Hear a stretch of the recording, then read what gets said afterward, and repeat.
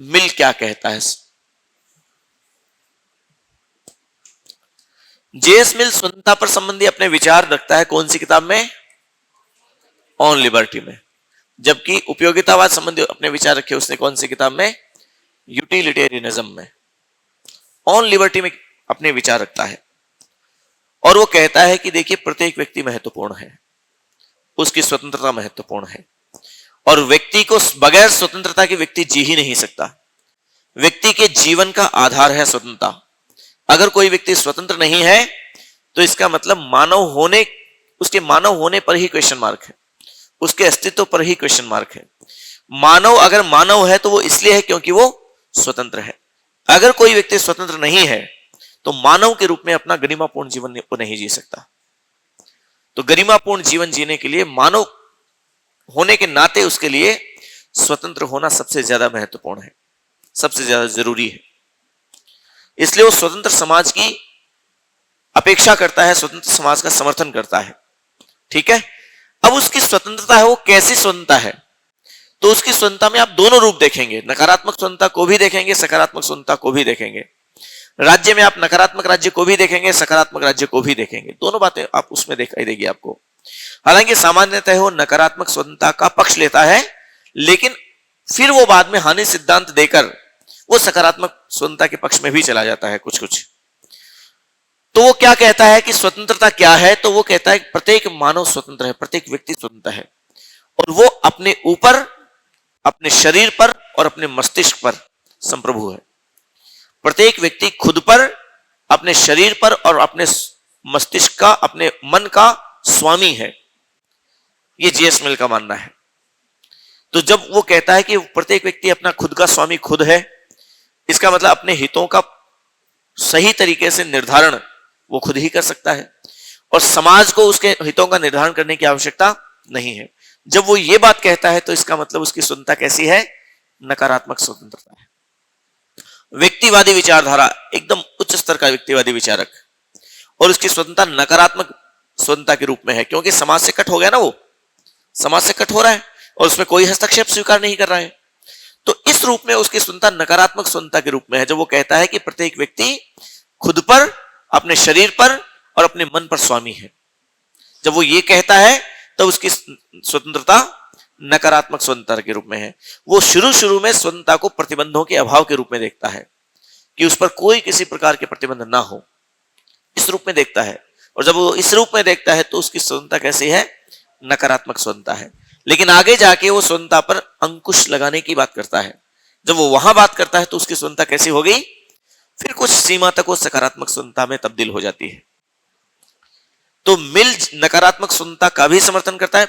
Basically ज्यादा तो नकारात्मक स्वतंत्रता का ही समर्थन करता है, सकारात्मक स्वतंत्रता में बहुत ज्यादा नहीं जाता है, लेकिन कुछ अंशों में वो सकारात्मक स्वतंत्रता के पक्ष में भी जाता है। फिर वो कहता है कि देखिए स्वतंत्रता आप जब तोलेंगे देखेंगे तो स्वतंत्रता असल में दो किस्म की है। दो हिस्सों में बांट के आप स्वतंत्रता को देखेंगे, और दो हिस्सों में कौन कौन से? वो कहता है पहली स्वतंत्रता कौन सी? वो है विचार अभिव्यक्ति की स्वतंत्रता।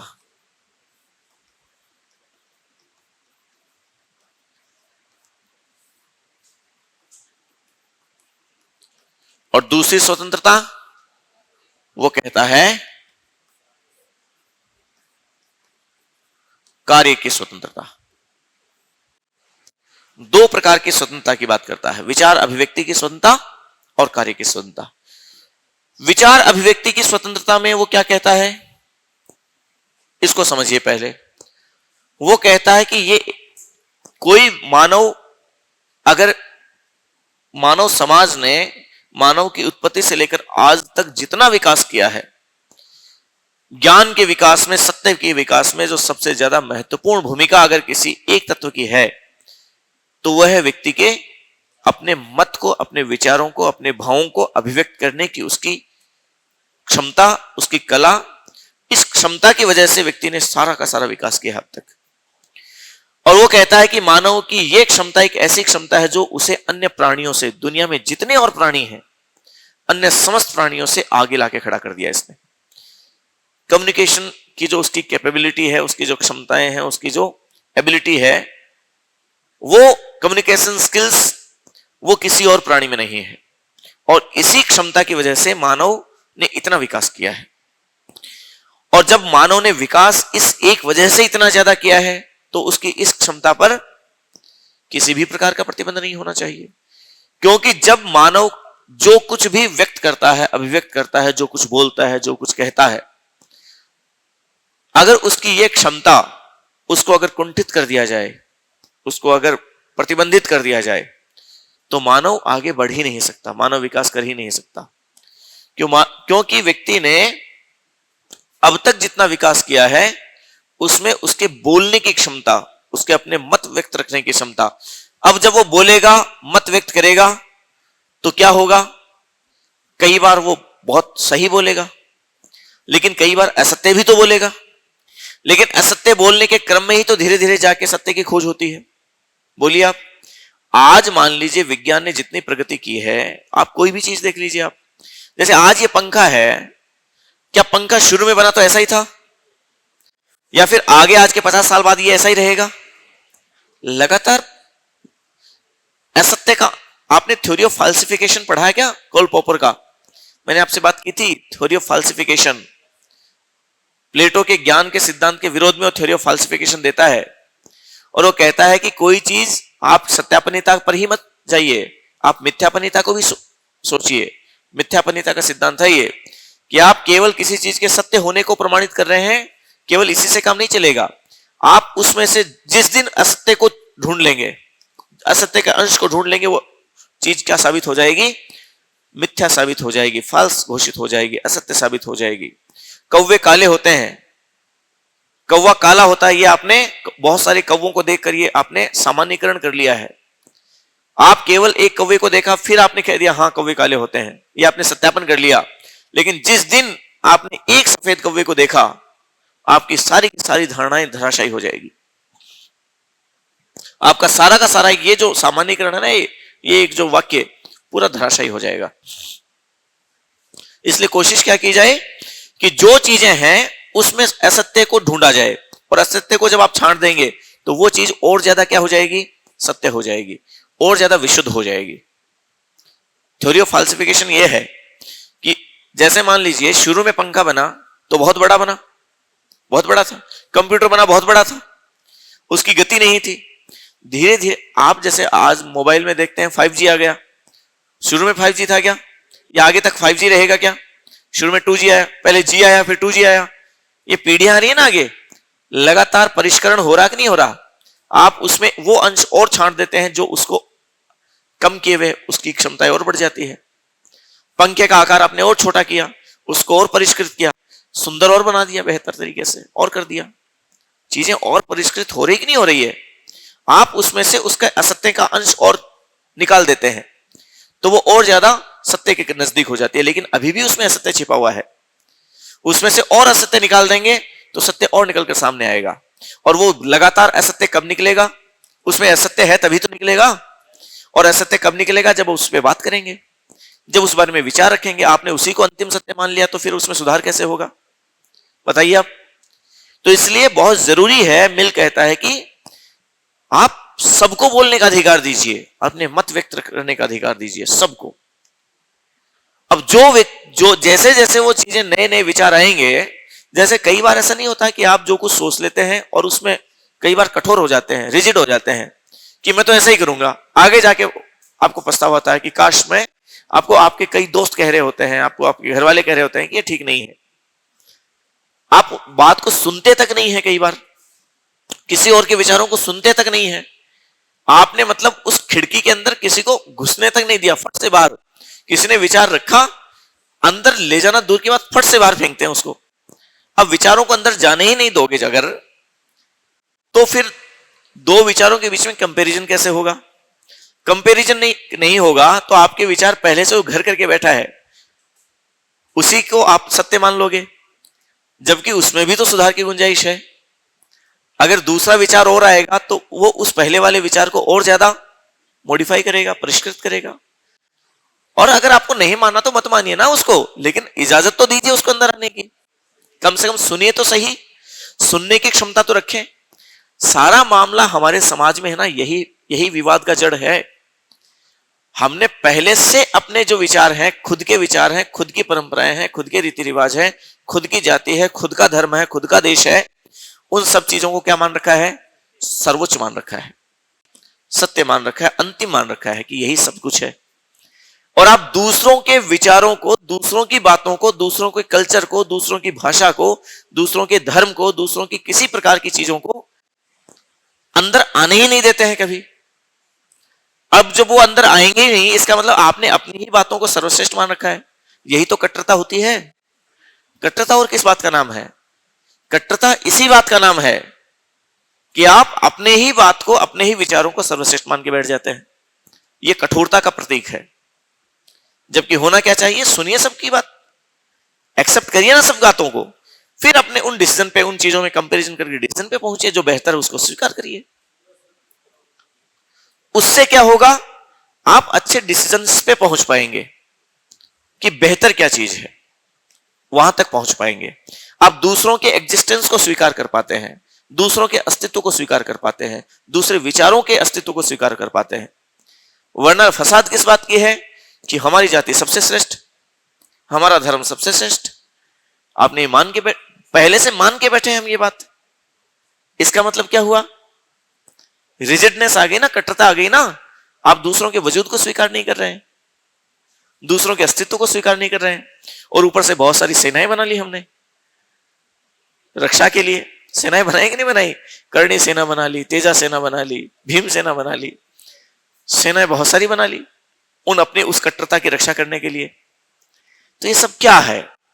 ये इस बात का नतीजा है कि हम नए विचारों को जगह नहीं देते, हम लोगों को अभिव्यक्ति की आजादी नहीं देते, दूसरों की बात सुनना तक हमें गवारा नहीं है। मिल कहता है कि इस आजादी पर, इस स्वतंत्रता पर जरा सी भी किसी मामले में किसी प्रकार से कोई रोक टोक नहीं होनी चाहिए। मिल कहता है किसी प्रकार की रोक टोक ना हो, और कोई व्यक्ति जो कुछ कहना चाहे उसको वो सब कुछ कहने की आजादी हो, जो कुछ वो कहना चाहे आजादी होनी चाहिए। इससे क्या होगा? सुधार बहुत तेज गति से होगा, इससे नए विचार निकल के आते हैं। अगर न्यूटन की इस बात को, अगर गैलीलियो की इस बात को, कोपरनिकस की इस बात को अगर उसी वक्त हमने अस्वीकार कर दिया होता कि कोपरनिकस की इस बात को कि पृथ्वी सूर्य के चारों तरफ चक्कर थोड़ा ना लगाती है, और अस्वीकार किया भी था उस समय, समझ रहे हैं? तो आज हम इतने आगे तक आते क्या? नहीं आ पाते, बिल्कुल नहीं आ पाते। तो ये जो सत्य का अब तक जो विकास हुआ, अच्छा बहुत सारी बातें अभी भी तो ऐसी हैं जो हमारे भ्रम है, हम मानते हैं वो अंतिम सत्य हैं, आगे जाके पता चलेगा कि वो तो बहुत बड़े झूठ थे, वो सत्य नहीं थे। अब हम उनको सत्य क्यों मान रहे हैं? अभी तक उनसे पर्दा हटा नहीं है, इसलिए हमारी नजर में वही सत्य है। आगे जाके पता चलेगा कि वो तो बहुत बड़ा झूठ था, मैं तो झूठ के पक्ष में था। कार्ल पॉपर यही तो कहते हैं, आप सच को सच मान के बैठे हैं, जिस दिन वो झूठ साबित होगा आप दंग रह जाएंगे, आपकी सारी धारणाएं धराशायी हो जाएंगी। यही तो थ्योरी ऑफ फाल्सिफिकेशन है। तो जेएस मिल विचार अभिव्यक्ति की स्वतंत्रता का सबसे बड़ा पक्षधर है। विचार अभिव्यक्ति की स्वतंत्रता का मिल से ज्यादा पक्ष और किसी विचारक ने नहीं लिया, उससे ज्यादा समर्थन और किसी विचारक ने नहीं किया। वो कहता है कि हर एक व्यक्ति को विचार व्यक्त करने का अधिकार मिलना चाहिए, उसे बोलने दीजिए। वो कहता है कि जो व्यक्ति सत्य बोलता है, सच बोल रहा है, अगर उसकी बातों से ज्ञान मिल रहा है, लाभ है, इससे क्या दिक्कत है? कोई व्यक्ति वो एकदम झूठ बोल रहा है तो भी बोलने दीजिए उसको। उसके ऐसे बोलने से सत्य और ज्यादा निखर कर सामने आएगा, सत्य की पहचान और ज्यादा पुख्ता होगी। फिर वो कहता है कि कोई बात ऐसी भी है जिसमें सत्य असत्य दोनों होते हैं, अगर उस बात का दमन किया जाए तो इससे आप अर्ध असत्य के साथ साथ अर्ध सत्य का भी दमन कर देते हैं, और जब अर्ध सत्य का दमन होगा तो इससे नुकसान होगा कि नहीं होगा? इससे मानव जाति का नुकसान होगा, तो आप उसको भी आने दीजिए। वो कहता है पागल सनकी लोग अगर बोलते हैं तो उनको भी बोलने का पूरा अधिकार मिलना चाहिए, क्योंकि हो सकता है कि 9 पागल सनकी लोग हैं जो बोले, वो एकदम सब कुछ बेकार बोले, लेकिन कोई 10वां पागल कुछ ऐसी बात कह जाए जो पूरी मानव जाति के लिए कल्याणकारी हो, ऐसा भी संभव है। फिर वो कहता है कि ऐसे विचार जो वर्तमान युग के अनुकूल नहीं है, वर्तमान समय में घोर असत्य है, तो वो कह रहा है इनको भी आने दीजिए, हो सकता है आगे जाके वो सत्य साबित हो जाए। वो ईसा मसीह का उदाहरण देता है, सुकरात का उदाहरण देता है कि तत्कालीन समय में जिन विचारों को हमने अमान्य करार दिया, आगे जाके पता चला कि वो विचार सही थे, वो लोग सही थे। तो इसलिए ऐसे लोग अगर आते हैं उनको भी विचार व्यक्त करने का अधिकार मिलना चाहिए। वो कहता है कोई एक व्यक्ति जो बाकी सब एक तरफ है, एक व्यक्ति एक तरफ है, तो वो कह रहा है उसको भी अपना मत रखने का पूरा अधिकार मिलना चाहिए, और ठीक वैसे ही मिलना चाहिए जैसे बाकी सबको है। क्योंकि वो कहता है बाकी सब लोगों को मिलकर उस एक व्यक्ति को चुप कराने का अधिकार ठीक वैसे ही नहीं है कि अगर पूरी धरती पर एक व्यक्ति अगर ऐसा हो और बाकी पूरी दुनिया एक तरफ हो, तो बाकी पूरी दुनिया को उस एक व्यक्ति को चुप कराने का अधिकार ठीक वैसे नहीं है कि जैसे उस एक व्यक्ति के पास पूरी दुनिया का अधिकार होता, शक्ति होती, और उस व्यक्ति को बाकी सबको चुप कराने का अधिकार नहीं होता। ठीक वैसे ही बाकी सब लोगों को भी उस एक व्यक्ति को चुप कराने का अधिकार नहीं है। तो अभिव्यक्ति की आजादी को, विचार अभिव्यक्ति की आजादी को, अपनी बात रखने की आजादी को मिल बहुत ज्यादा ऊंचा स्थान देता है कि इस पर किसी प्रकार का कोई प्रतिबंध नहीं होना चाहिए। हमारे यहां भारत के संविधान में कौन से आर्टिकल में है ये? 19 में कौन से में है? एक में कौन से में है? कै में। 19(1) कै हमारे संविधान में ये 19(1) कै में है। और हमारे यहां इस 19(1) कै पे प्रतिबंध है कि नहीं है? है। कौन से आर्टिकल में है? 19(2) में है। इसके ऊपर प्रतिबंध 19(2) में है। और कितने प्रतिबंध लगा रखे हैं हमने? फिलहाल 8 किस्म के प्रतिबंध है कि इन 8 आधारों पर विचार अभिव्यक्ति की स्वतंत्रता को प्रतिबंधित किया जा सकता है। 8 आधार जैसे देश की एकता और अखंडता, एक है भारत की संप्रभुता, तीसरा है न्यायालय की अवमानना, एक है अपराध उद्दीपन, लोगों को उकसाए अगर अपराध करने के लिए, एक है सदाचार, एक है लोक व्यवस्था, एक है आपके विदेशों के साथ मैत्रीपूर्ण संबंध, और एक और कौन सा बच गया? ये 8 आधार हैं टोटल। इन 8 आधारों पर स्वास्थ्य बता दिया क्या मैंने? लोक व्यवस्था था, एक स्वास्थ्य और आ गया। ये 8 आधार हैं जिन 8 आधारों पर व्यक्ति की बोलने की आजादी को प्रतिबंधित किया जा सकता है, विचार अभिव्यक्ति की स्वतंत्रता को प्रतिबंधित किया जा सकता है। तो आर्टिकल 19(1) कै ये तो मिल के अनुसार है, लेकिन 19(2) ये मिल के अनुसार नहीं है। मिल वो इन प्रतिबंधों का विरोध करता है, वो कहता है किसी प्रकार के कोई प्रतिबंध नहीं होने चाहिए। समझ गए ना? क्या वो बोलने के अधिकार में नहीं कर रहा है, बोलने में नहीं कर रहा, वो इसमें करेगा, बोलने में नहीं कर रहा है। हानि सिद्धांत है वो विचार अभिव्यक्ति से वो नहीं हो रहा है, वो कार्य की स्वतंत्रता पे लागू होगा। तो इस पर वो किसी प्रकार का कोई नियंत्रण, कोई प्रतिबंध स्वीकार करता ही नहीं है। तो ये स्वतंत्रता उसकी कौन सी स्वतंत्रता है? अनियंत्रित स्वतंत्रता है, जिस पर किसी प्रकार का कोई कंट्रोल नहीं है, कोई नियंत्रण नहीं है। ठीक है, प्रतिबंधों का अभाव, यह समझ लीजिए आप। फिर वो कहता है दूसरे प्रकार की स्वतंत्रता कौन सी? कार्य की स्वतंत्रता। और वो कहता है कार्य कितने प्रकार के होते हैं? वो कहता है मानव द्वारा किए गए कार्य 2 किस्म के होते हैं। कुछ कार्य ऐसे होते हैं जो कि अपने आप से संबंधित होते हैं, आत्मविषयक या स्व विषयक। आत्मविषयक कह दीजिए, स्व विषयक कह दीजिए। और दूसरे किस्म के कार्य कौन से होते हैं? पर विषयक। और पर विषयक का मतलब ये कार्य दूसरों से संबंधित होते हैं, खुद से संबंधित नहीं होते। ये कार्य ऐसे जिनका प्रभाव दूसरों पर नहीं पड़ेगा, केवल व्यक्ति का अपने आप पर पड़ेगा, केवल खुद पर पड़ेगा। तो इन चीजों पर जिनका प्रभाव केवल खुद पर पड़ेगा, इसमें वो कहता है किसी प्रकार का कोई प्रतिबंध नहीं, उसके लिए आजाद है, वो जो कुछ करना चाहे कर सकता है, उस पर कोई प्रतिबंध नहीं होगा।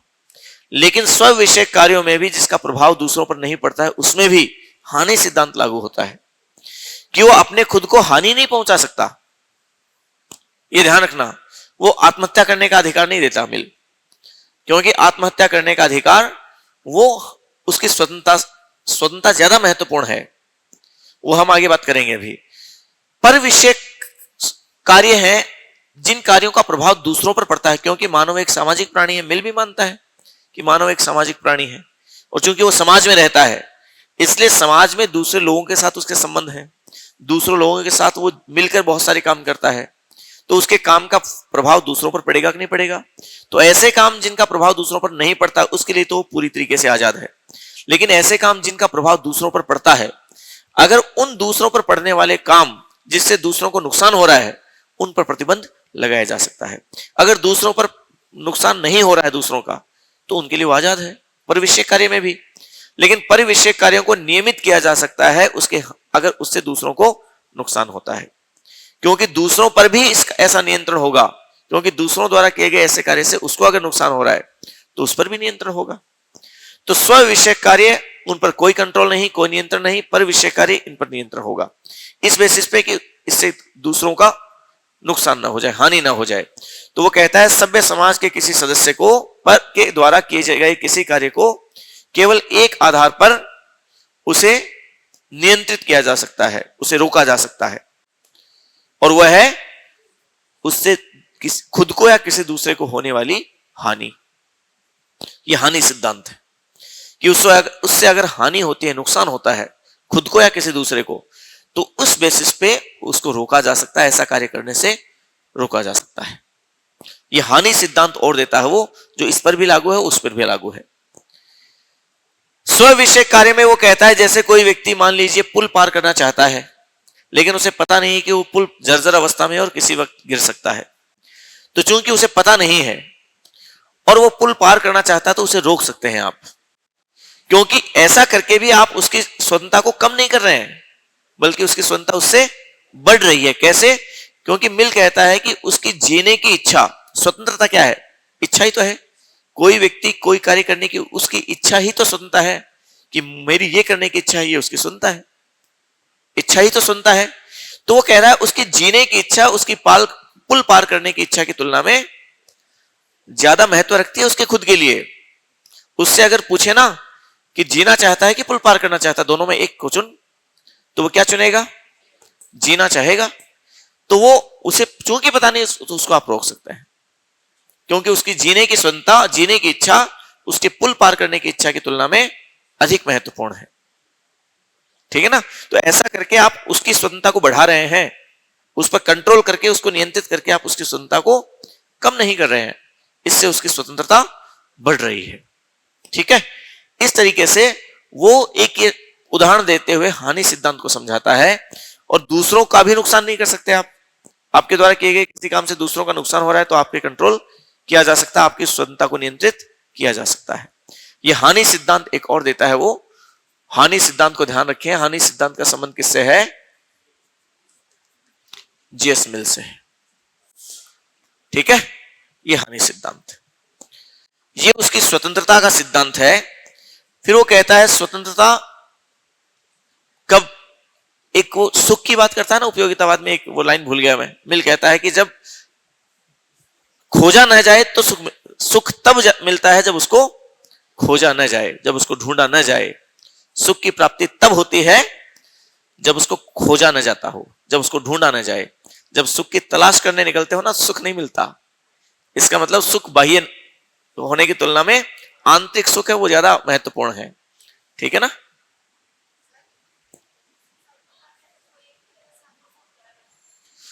अब देखिए, हाँ इसी में हम बात कर रहे हैं। अब देखिए यहां वो जो था पूरी तरीके से उसकी स्वतंत्रता नकारात्मक, यहां उस पर आप प्रतिबंध लगा सकते हैं हानि सिद्धांत के बेसिस पे।